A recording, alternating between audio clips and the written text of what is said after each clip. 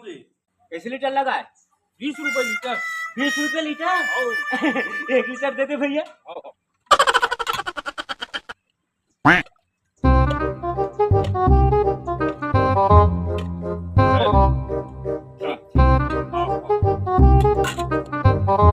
अरे मोल एक ठन बात समझ में नहीं है जी। गाजी?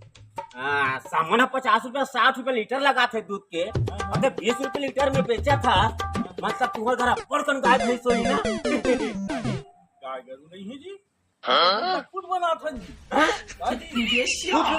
खुद बनाते हो? हाँ, घर में बनाता हूँ। कैसे बनाते हो? रुक थोड़ा दिखाता हूँ।